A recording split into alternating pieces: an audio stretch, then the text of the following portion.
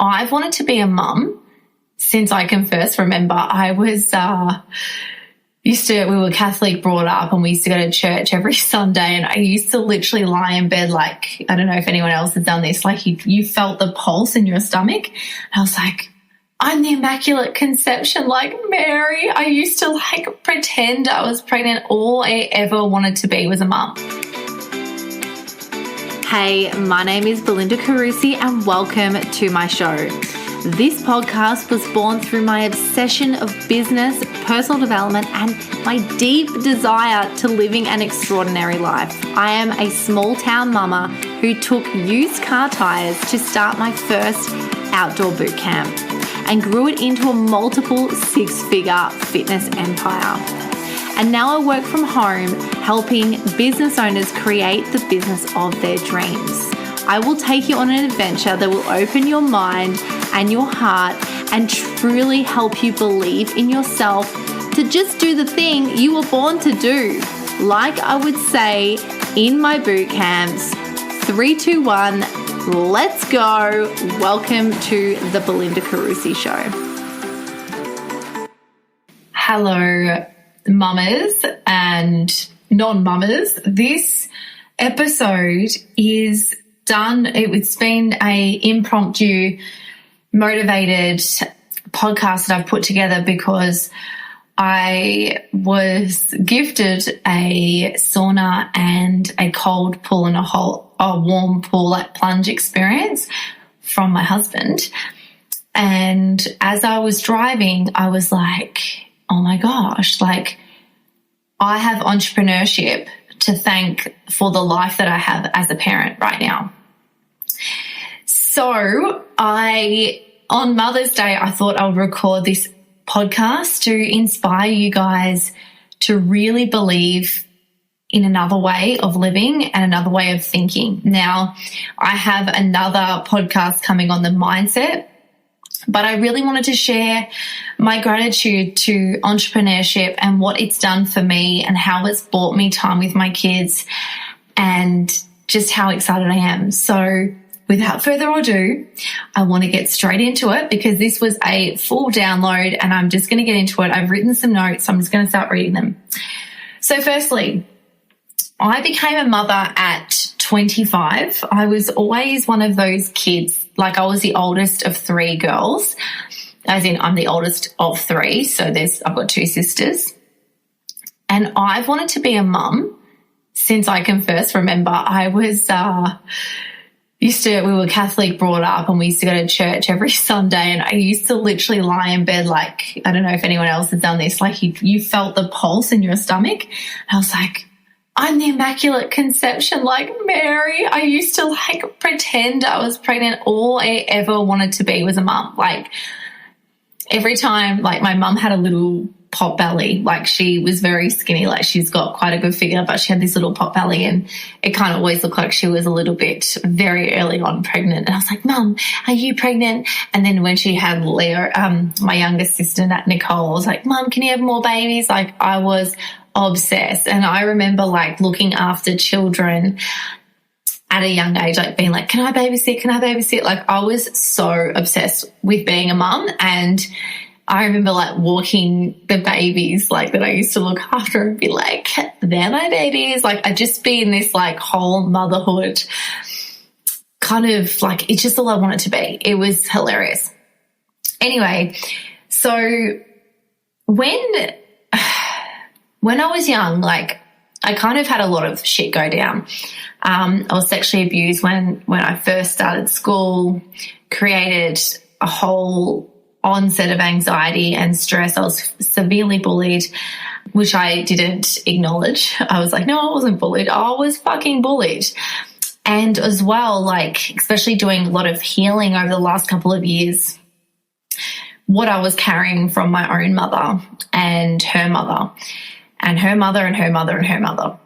That's one of the reasons why I had a lot of anxiety too, because of the generational shit that I was carrying. So when I was young, I remember having like, it was probably around 16, I had severe anxiety. Like it was F-U-C-K'd. It was so bad. And I could hardly see. I sometimes would almost I'd have panic attacks. And a lot of this was because I wasn't exercising. I was working at McDonald's at the time.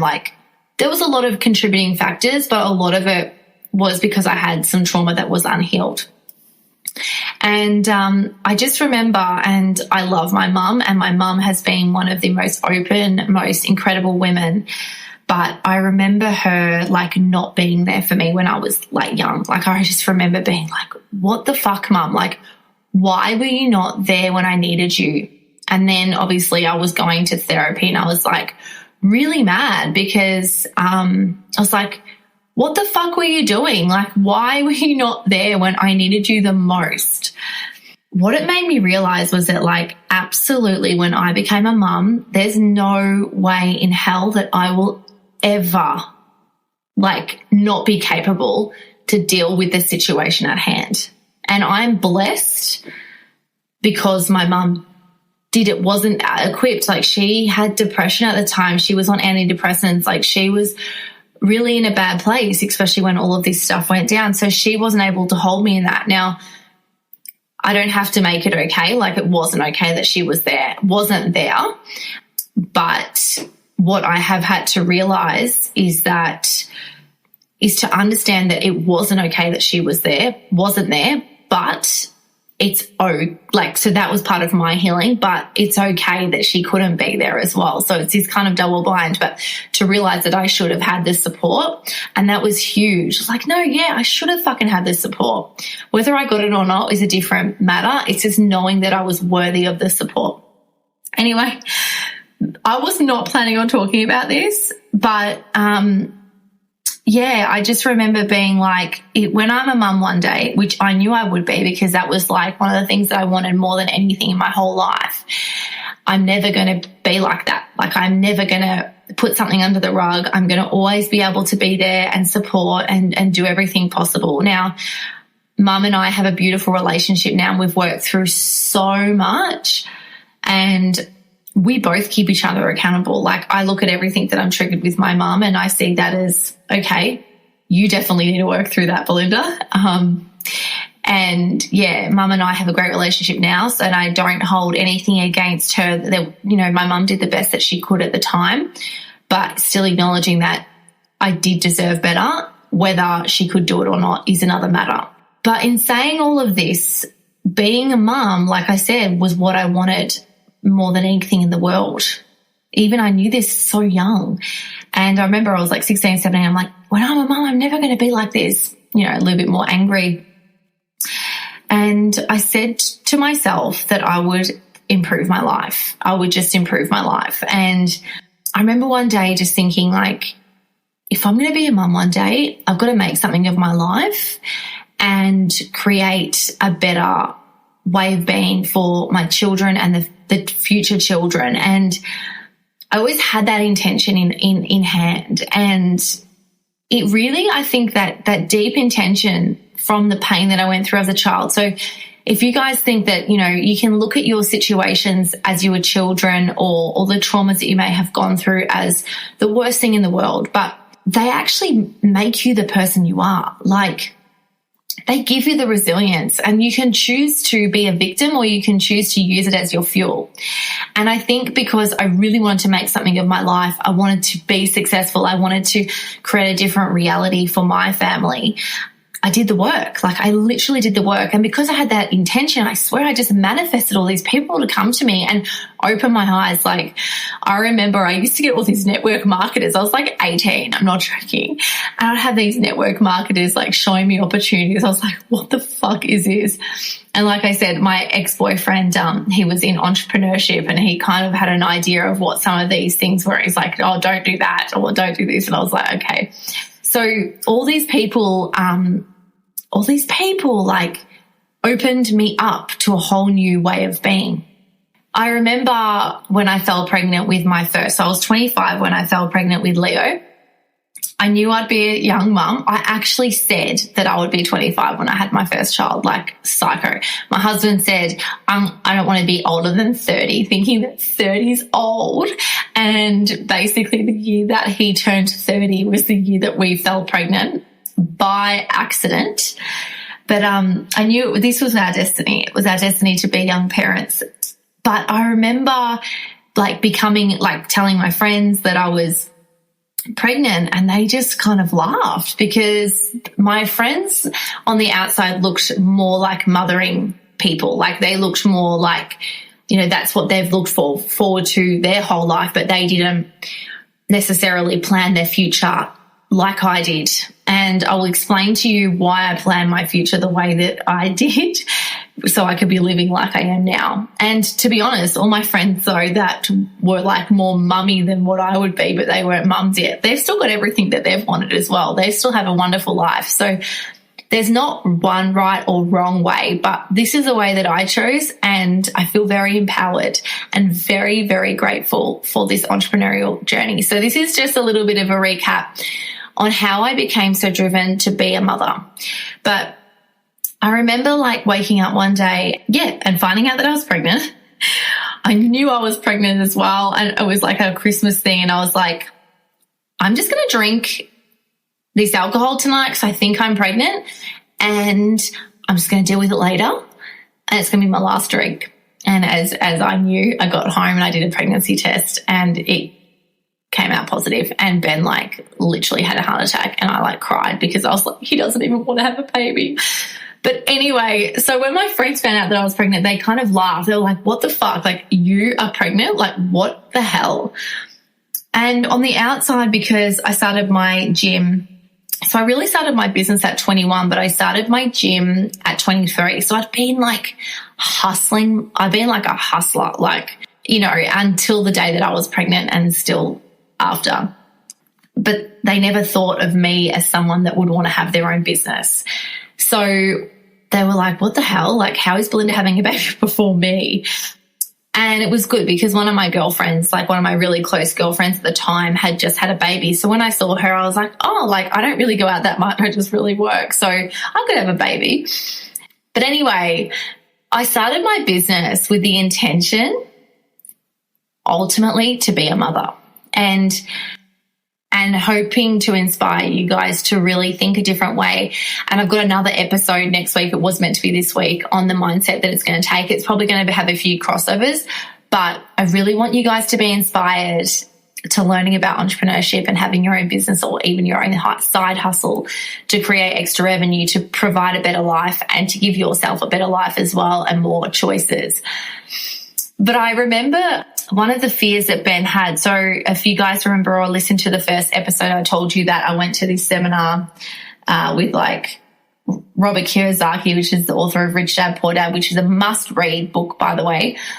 Tony Robbins, Donald Trump, whether you like him or not, he can change my life. He really did. In that seminar, it was the most grounded, funny, nice, and inspiring, and absolutely the most triggering, because basically he said in that seminar, if you entrepreneurship, because everyone was trying to sell us into being an entrepreneur. They're like, have your own business, we'll teach you, blah, blah, blah. There's this investment strategy, that. And he came as a headline speaker, and he's basically like, being in business is the hardest fucking thing in the world. So if you don't feel like you're cut out for it, don't do it. There are some people that are actually better in jobs, and there are ways that they can invest their money, but they're better in jobs. And I remember going through all of this that weekend, and I was like, oh my God, do I have what it takes? Am I going to be good enough to have my own business? And I was I really shooken up, because at that point I felt like I wanted to quit uni. And then, a couple of days later, I was like, you know what? I think I do have what it takes. And that's when I decided to tell Ben that I was going to quit my uni course. And one of the things that he said to me was, in his little hissy fit, don't do it. At least defer. You're never going to be able to get a job. You're never going to be able to have maternity leave. And he was freaking out about that. Both of us knew, as much as he says that he was never really maternal, he's always known he's wanted to be a dad as well. And he was freaking out that I wouldn't get maternity leave with a proper job. And reading these entrepreneur books that made me realize that I don't need maternity leave. I can create my own destiny. I am fully in control of my destiny if I follow the steps of successful entrepreneurs that have gone before me. So I just want to really premise that I'm going to be teaching you like some amazing ways to think if you're thinking about starting your own business, or you're just intrigued on how I was able to buy myself like over nearly 3 years with my children without working. And we're about to build a house. So we live in our house now. We're about to build another house. We're going to Italy. We've invested in a huge corporation as part of Ben's job. We were asked there was a buyout, and we were asked if we wanted to invest. We've been able to invest in that. We've got investment in Bitcoin. We've got investment in shares. We've got investment in precious metals. Entrepreneurship set us up, and it's given me the space to figure out what I want to do coming into my new life, not as a fitness person, as more of a business entrepreneur mentor, to help people. Because my mission was always to help people live their best life. And I feel like this is the next stage. I can incorporate fitness and health stuff, but for someone to be financially free is like a whole fucking another ball game. And you don't feel so restricted, and it's like the best thing ever. So thank you, entrepreneurship. Thank you, all of the entrepreneurs that have gone before me. I'm going to teach you what I have learnt on my journey. So I'm going to go through 5 points. So the first point is start your business with the end in mind. So like I've spoken about in a lot of other of my podcasts, I've spoken about how you need to think about the life that you want to create and what the purpose is for you in the life that you're creating. Because obviously, you don't want to just build a successful business and then be fucked and have no life. So there's your component, and then there's the component of what you want to be doing. So there's a component for me to build even more, to build generational wealth, basically is in our family for at least 8 generations. That's my goal. And then my goal is not to just be prancing around in a nice fancy car and having freaking Louis Vuitton bags and Dior. If I have enough money left over as I'm building that wealth, fuck yeah, I'll buy whatever I want to buy. But my opportunity in this life is to create wealth for my family, and that's what goes first. And wealth means wealth of experiences, wealth of love, all the things, beautiful friendships, and beautiful heartfelt connection with as many people as I can get in front of. So you want to start with the end in mind, and then with exactly the same with the business as well. You want to start with the end in mind, which I'll go over.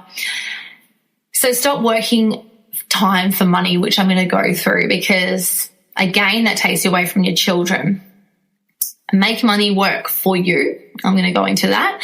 And having more gratitude in your life, and basically buy yourself time. I'm going to talk to you about a dentist experience that really made me realize how much I need to do this work for you guys and for myself, my own soul. And then I'm going to give you some side hustle opportunities that you can start with, because I started my business. I didn't, to be honest, for the whole time of my business, I hardly knew what I had earned until I was looking through the numbers. I knew I was earning good money, but it wasn't until looking through old tax returns, I was like, holy shit, I didn't even really know I was earning that much money. And after not working for a couple of years, I'm like, holy shit, Belinda, you are fucking killing it. And I think one of the things that really let me down in my journey was that I never gave myself a pat on the back, and I was so hard on myself on the way to building up this dream life, which I'll talk to you about. And that's the biggest regret that I had, was just not being grateful, and really it was just crazy. I didn't realize how good I was doing, and I didn't get to enjoy it as much as I could have. I enjoyed it really well, but if I was more grateful and not so scared, I would have had an even better experience. So let's start. Let's get into it. It's probably already been a couple of minutes, but you've already learnt quite a lot about my drive, about being a mother, and how much of a gift it really is. And being a mum as well kind of changed my perspective, and changes my perspective of what I'm doing now as well, which I'll go into as well. So what I wanted to talk about was when I was learning about the mindset of being an entrepreneur. Now, I talk about this in my next podcast, but basically nearly every single one of us have been conditioned to be employees. This is not a normal way of thinking, which is why I felt so weird when I wanted to start my own business, because no one thought the way that I thought. And I looked like a fucking airhead, and people like literally didn't believe in me because I was so excited about all these new concepts, and most people were looking at me like, is she dreaming?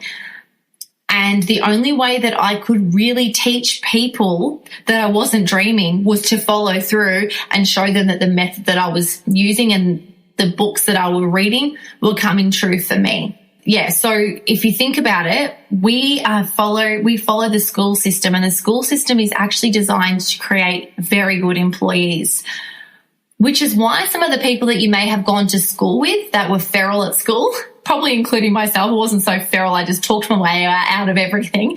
Sweet talked my way out of, I don't even know how I passed, to be honest, and went to every sporting event so I could literally flirt with boys the whole time and get out of school. So that's probably why I missed a lot of this conditioning, because I really just found it quite boring and overwhelming. But I'll talk more about that in my next podcast. But one of the things I learned when it came to entrepreneurship was really start with the end in mind. You can have a life that you want, but you need to know what type of life that you are aiming for. Now, a lot of the time, it doesn't look exactly like the end result that you are planning on having, but start with the end in mind. One of my end in mind was to be a mother and not have to worry about working, not have to go back to work when my kid was 6 weeks old or 6 months old or 1 year old. Like, the biggest blessing that I've had has been being able to work because I truly want to work and not feeling bad about it. So especially, like, I was brought up with a mum that didn't work and was stay-at-home mum. And there were so many amazing things about my mum being a stay-at-home mum. And that is why, like, she was so devoted to us and did everything for us. And it really helped me. Like, it helped me feel like I was valued. It gave me so many skills and so much confidence because I really was able to try the things that I wanted to try. But then obviously there was the other side of it where my mum didn't ever feel any other purpose outside of being a mum. And she'd lost herself in motherhood, I think.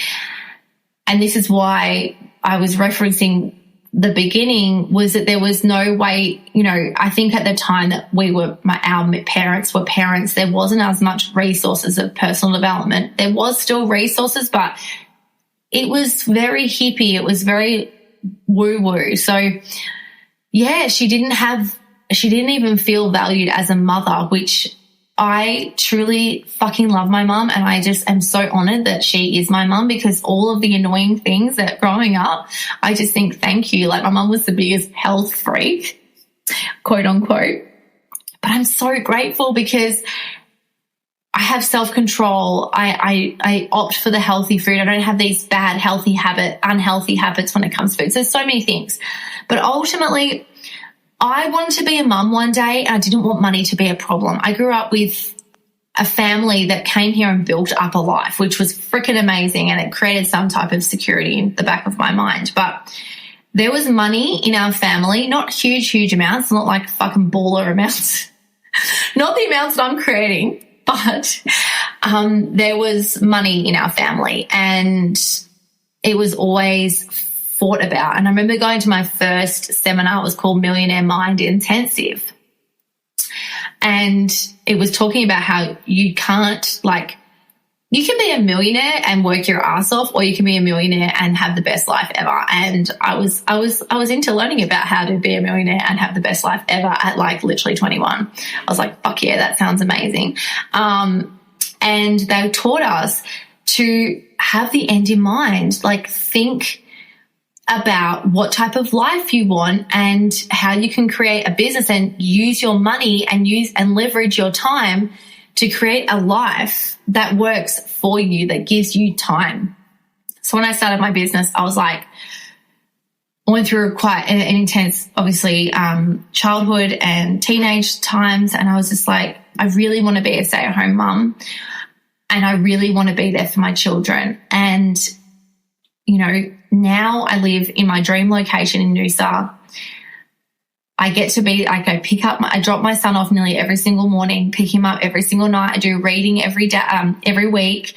I go to my little boys' daycare, get to volunteer and do beautiful things with them.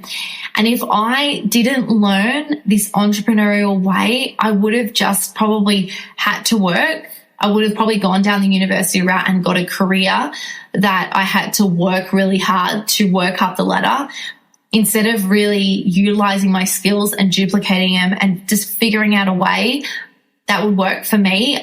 In a corporate setting, it doesn't work for you. Like, you are replaced. And I remember in this Millionaire Mind kind of intensive, he's like, you work like years and years for a boss, and then you literally quit, and all that work never gets paid to you for the rest of your life. Where for me, I worked my ass off in my business for like at least 3.5, 4 years, fucking hardcore, like 5 years, 6 years, 8, whatever, how many years. Like, my friends saw me. I would work at the gym, then I'd be working on my business, then I'd be at uni. Like, I was I probably lost a lot of friendships because people thought that all I cared about was work, which at the time is true. And I think the big thing was that when I quit, so when I realized that if you just quit your job, you don't get paid compensation for the rest of your life. Or if you take time out, you don't get paid unless you've got enough leave. Or if you are self-employed, but you haven't set your business up to work for you, you don't get paid when you go on holidays. And I was like, oh my God, like, it's Ben. So Ben at the time was like, had this really amazing corporate job. Like, he was a project manager building a $1 billion business, I think it was $1 billion cancer hospital. And I was like, oh my gosh, you're so successful. And don't get me wrong, I did think it was very successful, but I was like, if he quits his job after working his ass off, he's not going to get paid for the rest of his life. And I was thinking to myself, I'm a personal trainer. If my clients leave me, I'm not going to get paid. So I was like, oh my gosh, I've got to create a system so that they stay with me for as long as possible, and that I can, if I ever go on holidays, I can get someone to work for me to keep that revenue going so I can get paid while I'm away. So I started doing that. Me and a girlfriend, she had a boot camp business, I had a boot camp business, and we used to swap over with each other and do that. And it was really, really great. And then I was like, okay, cool. So I started seeing myself go from like doing hourly rate to then doing group, which kind of moves into the next one, stop trading time for money. But ultimately, when I started learning that you can create a life of your dreams and you've got to create your business with the end in mind, like, okay, I want to be a mum at 25. So I want to make sure that my business is set up so that at 25, I can have my child and go on leave and have all of the systems in place, and I'm getting paid shitloads of money, not just a fraction of my pay. I'm getting paid while I'm breastfeeding, or I'm giving birth, or I'm on my baby moon, and I'm not getting sacrificed. I don't have a time limit of how long I can take off. And yes, it would be nice to have a job and just know that I can take 6 months off and get paid for it. But the money that I would have got paid if I did that compared to the money I was getting paid with my own business was extremely different, compared to an average everyday wage. So one of the biggest aims I had was, I knew from the very beginning that was my goal. And if you have children, you can still create that. Like, you don't have to, obviously, for me, I created it to have children. But, if you put 2 or 3 years in, you've got the rest of your freaking life with your children where you've just given yourself the time that you needed to create the life that you wanted. And you've got the next 30, 40 years. You can be there with your kids when they're grandkids, when your kids have kids and you become a grandmother. Like, I think that far ahead. I'm like, I don't want to be hustling my ass off when my kids start having children so I can be there for them. Or if I can't be there for them, I can actually financially pay for a freaking nanny to support them. Like, how good would that be for me to be like, hey, honey, I'm so sorry. I live in the other side of the world and you moved away from me, or I moved away from them, but I'm going to give you $1,000 a month to go towards help in your home, whether that's getting someone to prepare food, whether that's getting someone to come in and clean your house, or if you want a nanny to come and support you a couple of days a week. Like, end in mind. Like, that's the end in mind for me now. It's not just about me being a mum, and that's what you can create for your children. Like, it's so cool. And then the end in mind for me is to be able to support as many people to think differently, to create a better life for themselves. And that was the same for me for the gym. My end in mind was, I want to create this business that helps as many women as possible change the next generation of their children. And I feel I did that, which was awesome. And that's why the business kind of worked. And my end in mind was, I don't want to be working my ass off. So that moves into the stop working for time for money. So I don't know if any of you guys have read the book, The 4-Hour Work Week. It's really cool. I'm going to quote something that's really awesome that you will this was one of the biggest takeaways that I got. I was listening to it. I listen to the majority of my books, by the way, because I struggle to sit down. For those that know me, they probably already know that. And I like to just keep moving. So I call it net time, no extra time. So in my no extra time, so as I'm driving, but I call it my net time. So I listen to books. I listen to anything educational that's going to change my life, that's going to take me to the next level in my net time, no extra time. So while I'm in the car driving the kids to a sports thing, a lot of the time in the car with the kids, I'm putting something on for them. But if I'm dropping them off to school and then on my way home, listen to a book, or I'm cleaning the house, put an audiobook on, or I don't know, just those things, if you get what I'm saying. So when I was listening to the 4-Hour Work Week, he basically said, like, time is money, ultimately. And let's say that you work 10 hours a week, and you get paid $50,000 a year, right? If you're working 20 hours a week, right, it'd be worth $100,000 a year. If you were being paid, for $10,000, so does that make sense? So you're working 10 hours a week and you're getting paid $50,000 a year. If you were working full time, you'd be getting paid $200,000 in that year. So basically what he was saying was, it's not always about working so many hours. What you need to look at is also what type of lifestyle you want. So it's like, cool, like, do I actually need to be making $200,000 a year? Like, do I need to be making $200,000 a year? No. Like, it'd be epic to make $50,000 a year working 10 hours a week. Like, you've got to look at those things, because that's huge. Like, I'm not willing to make $1 million and work literally 80-hour weeks. Like, that would be my worst fucking nightmare. Like, absolutely no way. My biggest value is being with my children and being able to support them when I can, and not be stressed all the time and have to work and have to, like, run around. Like, I see some of the mums at school that are working and they have to drop their kids before school care, then go to work, pick them up at after school care, and then pick their other kids from daycare up, and they don't have any days off.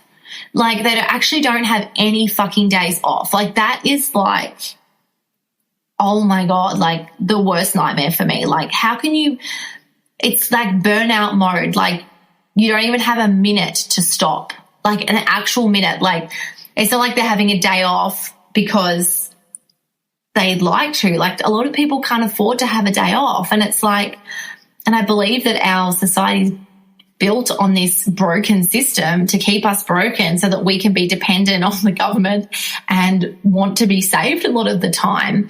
And we're conditioned, and we're actually owned by the banks. Like, buy a house. It's like, why the fuck? Like, I don't want to buy a house. I would not be living in this house if I had to work. Like, I'd be like, fuck no, I'd prefer to keep that money in the bank and rent. Like, that's the mindset that I have, because I'm like, I don't want to be forced to do something I don't want to do and be completely exhausted. Like, since having cancer, I'm like, absolutely no way am I going to kill myself to make the paycheck. I'm going to work smarter, not fucking harder, which is the whole thing about stop working time for money. It never works. You are completely capped and you've got nowhere to go, like absolutely nowhere to go. When I learned this, I was like, sweet. How can I create a business model that can have as many people in at a time and I can then duplicate it? So our goal, like before COVID happened, we were speaking to franchisors, a franchise lawyer to franchise the business, but it wasn't the right time and it wasn't the right business. So we ended up not doing it. And, but again, like I built a system that I could then sell and get paid for the rest of my life if I chose to. And we went down that route. But I always knew, from like going back to the start with an end in mind, I always knew that I had to create a business that I could sell.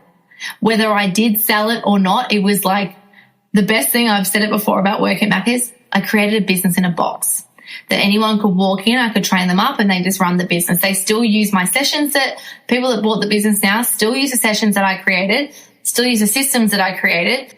And I said, here's the business.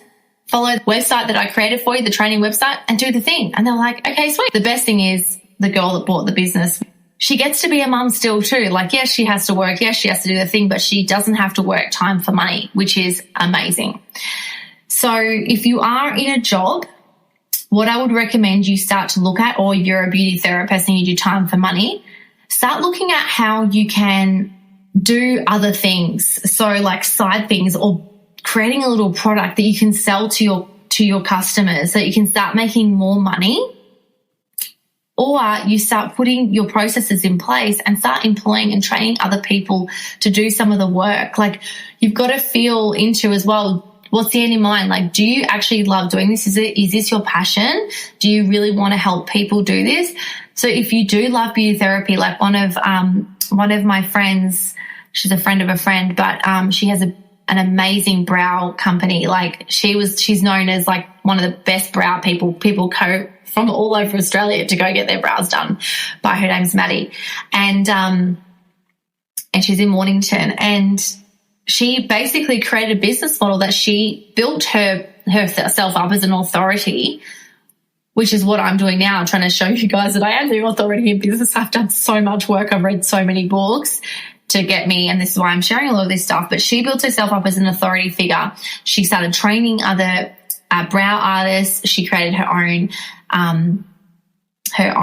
like brow thing. And then she started training up people, and now she's just had her third child, a baby girl, and she doesn't have to work, and she will be still making money month in, month out by stepping back and just running her business now.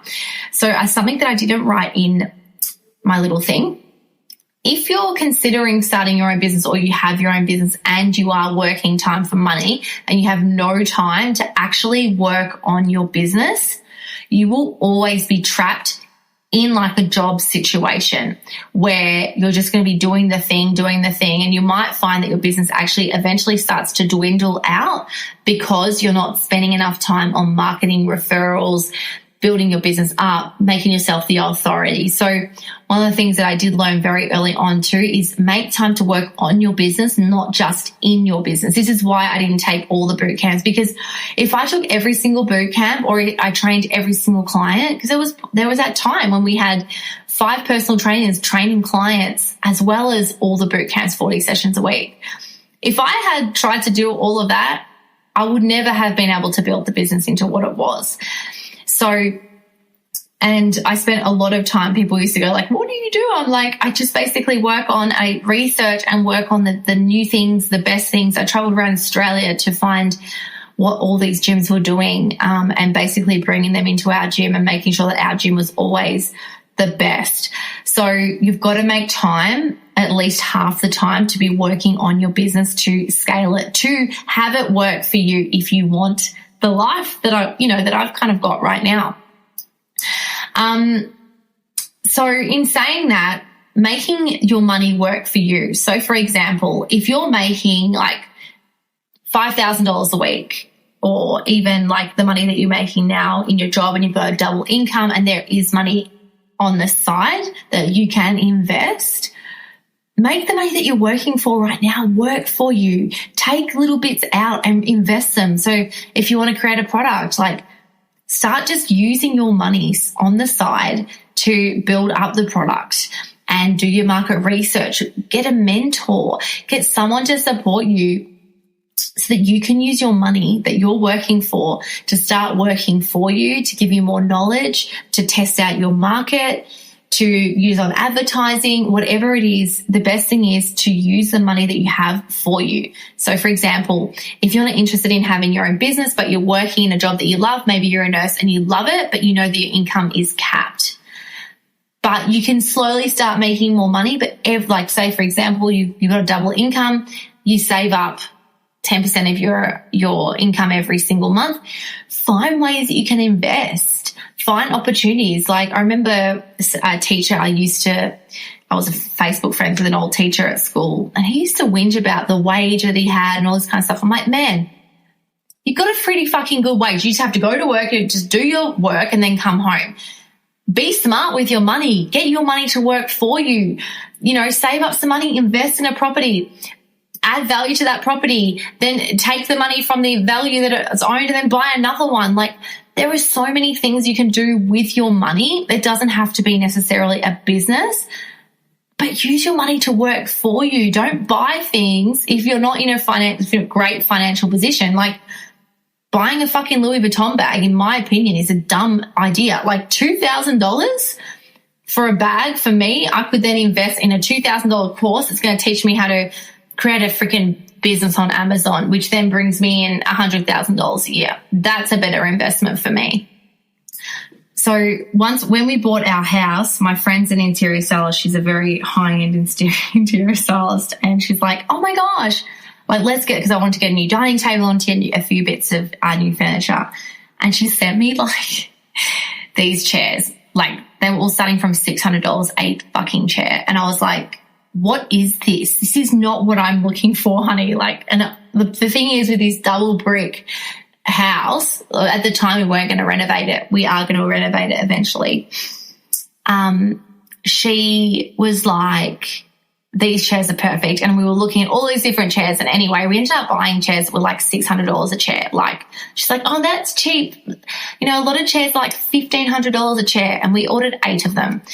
And I was like having a fucking meltdown about spending this much money. It was like $5,000 just on the chairs.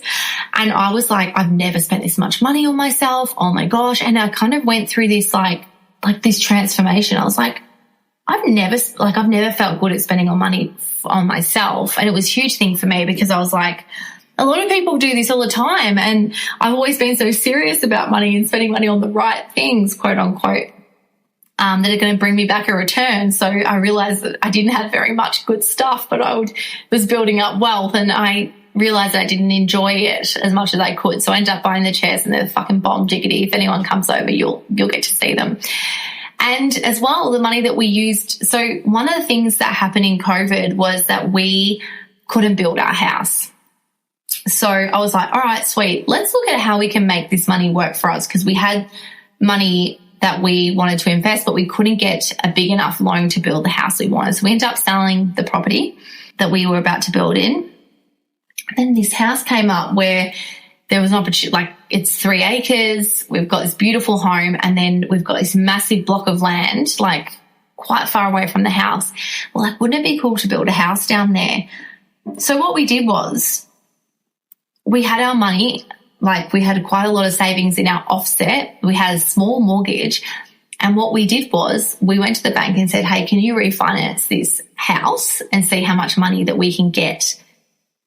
Like, how much money the value, like, our house has gone up in value quite a lot. So we ended up taking the equity out. We've got it sitting in a redraw account now, and we're now build a house down the bottom. The debt that we have, we're then going to get renters in. It's going to pay off our mortgage, and we're going to be paying less money, but it's all about using your money to work for you. And there's so much opportunity, guys. So this mindset, like try and embody it, because if you can let your money work for you, you get to have more time. And if your aim is to be home with the kids more, figure out ways that the money that you're having and you've got works for you to take you away from the stuff that you're doing right now. I was listening to the Barefoot Investor, and he basically said that we are the most richest nation in the world. One of my clients was saying to me they have like 3 properties. Nearly all of them are paid off. And she's like, I just can't afford to not work. And I was like, that's fucking bullshit. You can afford to not work. Like, what are you talking about? If it was worse comes to worse, if your quality of life is so shit, you got these 3 houses, what's the point? Sell one, and then you'll be not even ever have to worry. So it's just about your perspective. We are the richest nation in the world. Use your money wisely. Use your time wisely. Like, one of the things that, like, one of the reasons why I always invest in mentors too is because the people that I want to learn from have got to where I want to go quicker. So I'm like, okay, they've had all these mistakes. It's cost them $200,000, $1 million to learn these mistakes and how to do X, Y, and Z really quick. If I have to pay $2,000, $5,000, $10,000 to learn that, and it takes me there quicker and I can then implement it and generate all this money quickly, that's fucking money well spent. So it's like, you got to really think about all these things. Like, time is money. Like, how, if you have investment properties that aren't working for you, or you're just working to pay off your mortgage and you're missing out on the early years with your children, like, you've got to really reassess all of this. If your house is worth money, a lot more than what you pay for it, you could literally sell it, have millions of dollars or $1 million in the bank, rent, get your shit together, have time with your children, and then work and then build. It's like, we're not dead yet. What's more important? And that's the biggest thing. Like, I think this entrepreneurial mindset has taught me to think properly, to really be a problem solver, and to really just go, oh, okay, we're not effed. I can have what I want. I've just got to have a different perspective. So I'm basically sitting here sharing you all these stories. I don't even know if it's going to make sense, but I'm just going to go with it. I'm so grateful. Like, I was literally driving back from my hot cold therapy, and I was like, I get to do this. I get to be with my kids every day. I get to pick them up from school. I get to go to all the things. I can watch them, and I choose to put my son in daycare because I'm investing that time into having even more time with them, giving them more experiences and mental fucking load. Like, I can't do it all. So I also need the time away from them so I can regroup. So if I didn't learn, I even think of daycare as an investment, honestly. I just think it's going to pay off. It's fine. I'm paying shitloads of money in fees, but it's giving me time to be able to give the kids a life that they would never have if I didn't invest in going in care as well. So I want to leave you with a couple of things. When I had cancer, the business was like doing well, normal months. We had money coming in, month out wasn't an issue. We had to spend, I think I've already spoken about this, like $30,000 in 3 months. Now, I didn't have to do that. I chose to, again, use my entrepreneur mind to go, okay, what's the end in mind? What type of life do I want to have after this cancer experience? Who am I? What's going to be the best thing? So I looked at the emotional side of things, the physical side of things, and the medical side of things. And I looked at them all, and I tried to do as much research as possible and therapies to ensure that I was making the right choice either way. So that's why we spent all that money. I went to the Melbourne Therapy Centre, like to these holistic doctors. I went to the best surgeons and spent the money on that. I spent heaps of money because I was like, this is my fucking life. I'm not going to die. I don't care how much it costs. Just tell me what I got to do. And so I spent $30,000, in a couple of months. Now, I have a root canal that needs to be fixed, and I was working out what's wrong with it. And one of the things, if you have a root canal and it does hurt, you need to look at it getting checked because it can hold bacteria in the top of your tooth, which can then cause disease, inflammation. And some people say that it is linked to cancers as well. So make sure that's always up to date and looking good and feeling good, and there's no bacteria lingering and creating problems. But I went to the dentist and I was like, this is so annoying. My tooth is hurting. And because obviously I haven't worked for a couple of years, we've been living frugally. Like, we haven't been like living outside of our means to a point. And we've just been living, you know. And when I went to the dentist, I had to go see a specialist, and like, it's going to be $15,000 to fix your tooth. And I haven't fixed it yet because it's kind of gone down. It feels better, but I will. And I will have to pay $15,000 to $20,000. I have to get an implant maybe with my tooth because it's dead. It's my front tooth. And I'm like, well, fuck, I don't want to get like an implant and look shit. I may as well get my whole teeth done if I have to. So it's probably going to be more than $20,000 to get fixed. And like, I thought, oh my God, like, most people are living paycheck to paycheck. How would they be able to afford something like $15,000, $20,000 on like one tooth? And it made me realize like how poor people get in their health, because when you are a parent, you have to give so much of your time away for your children, and so much of you just put yourself last, and $15,000 is a lot of money that just you have to spend on yourself. So I was thinking, like, most people can't even afford to do that, and their health just gets worse and worse and worse. And that's what really cemented how much I need to do this work and to support you guys on thinking differently, being the best version of yourself, and embodying this entrepreneur spirit, whether you start a side hustle or you just do something that gives you enough money on the side so you can start building up, you know, savings for a rainy day, for if you do get sick, like you get cancer and you're like, holy shit, like I don't want to just do the conventional way. I want to do it my way, and you've got the money there. This is why making more money and having a side hustle or a business is such a great way to do it. So I just wanted to talk to you guys quickly to finish off about out of the box side hustles and opportunities that you guys can make. So these are all mums that have created these businesses with their ideas and problem solving. So my next podcast, I'm talking about how business is simple and all you need to do is solve a problem. And that's how freaking easy it is. So I'm going to talk to you about 7 people that I know that have solved problems with ideas or their own skill that they have. Subo. It's one of my favorite kids products. It's like a smoothie thing. For anyone that knows it, it's like a non-leak smoothie container. So if you're going in the car and you're going to make a smoothie for yourself and your kid wants some, you can give them the smoothie in the car and it doesn't fall everywhere. It's literally amazing. But this woman, she was a mum. She had a problem. She wanted to give her kids smoothies and they would spill them everywhere. So she came up with this amazing plan. She prototyped it. She saved up money. They use their money to work, and now it's like a multi-million-dollar business, and it is like sponsored by and endorsed by the biggest online influencers, and it's just amazing. So if you have an idea of a freaking amazing product, you start implementing it. Like, I believe that, you know, the universe, God, your higher self drops these like amazing ideas into your mind, and it's your opportunity to embrace them and do them, because if you don't, that idea will just go to someone else and you won't get ideas anymore because you're not actioning anything. Another one of my friends, which I'm going to get on the podcast, she doesn't want to be on the podcast, but I'm going to get her on, is Mumsy. So Mumsy is basically this mum, she's a Noosa mum. She was, you know, struggling with like how ugly baby carriers are and how annoying it is to carry a baby carrier and then put your kid in the baby carrier, especially when you're traveling.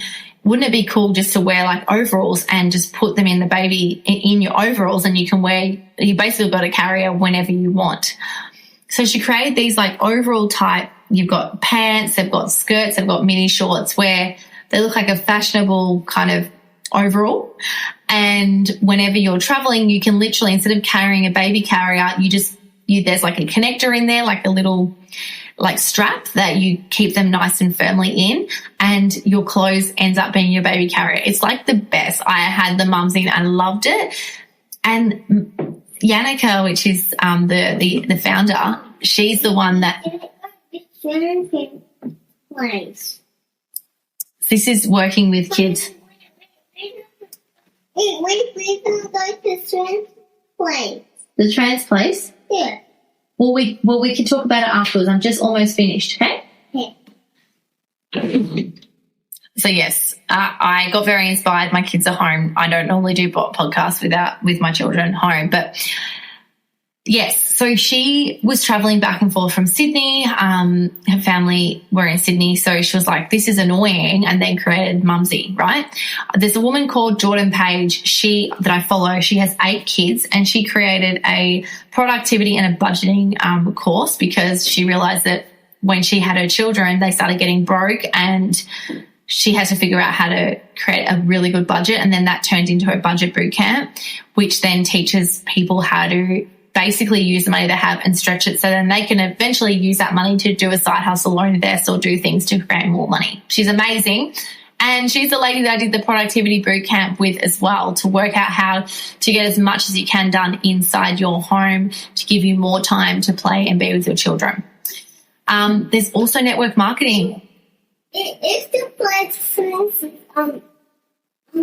if we could go to, we have to, and we're going to make jellies, remember?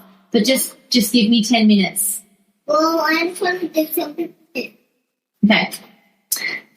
So there's network marketing, which is a great business model that you can use by promoting products. Like, I've got a couple of really successful network marketers I'm going to get on as well. One of my friends, Stacey LaPriera, she's actually the wife of one of the guys that me and him were in a lot of mentoring business groups, and she just started building up her online coaching business and turned her personal training from one-on-one to group online, and she's making like over $20,000 a month by just creating a system that allows her to be around her children. She's just had her 3rd child, and create this epic business that works for her around her children. It's just incredible. So I'm going to get her on the podcast as well. So you can turn your skill into like a profitable, like a system that doesn't take you away from your family, which is awesome. My friend Jasmine, which is going to be on the podcast very soon, she created the Pole Room, which is a pole dancing studio. She's got, I think, 5 studios around Melbourne. And she turned her one-on-one pole dancing. She was first an employee of Pole Divas, I think it was. And then she left and started doing one-on-one and earning more money per one-on-one. Then she realized, I'm capped, very similar to my story, and created a system. And she trained up other pole dancing instructors and then built the system to be able to be duplicated and open up multiple studios. She's epic by working on her business. And my friend Laura, she was a psychologist. Her Instagram is Her Successful Mind on Instagram. She was a psychologist working the system, working time for money, realizing, number 1, that the system was broken, and number 2, she's on my podcast too soon, that she could create a system that was going to work for people, and she created a whole new way of being a psychologist and helping way more people as well. So you can take your expertise, turn that into a business or a problem. There's so many options, guys, and I just want you to be open to entrepreneurship, to creating a side hustle, to creating a business, to creating a whole new way of thinking, a whole new way of being, because it's given me so much and it can give you so much. And I'm just so grateful that I've had this time with my children. Yes, sometimes I put them in front of the TV to get something done, but at least I get that opportunity to put them in front of the TV to get to do something, instead of me having to put them in childcare and be raised by other people. So I hope this hits home for you. I hope this supports you in ways that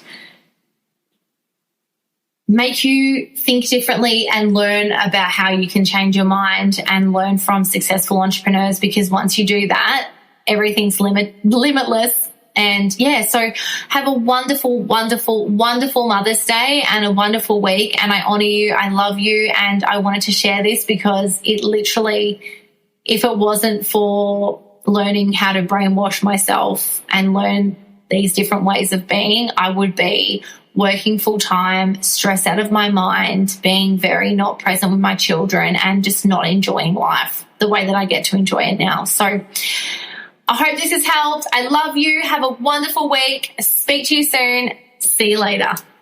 I hope you enjoyed this episode of the Belinda Carusi Show. If you love this episode as much as I did, head over and rate and subscribe so you never miss an episode. New episodes drop every week on Fridays. I can't wait to hang out with you again.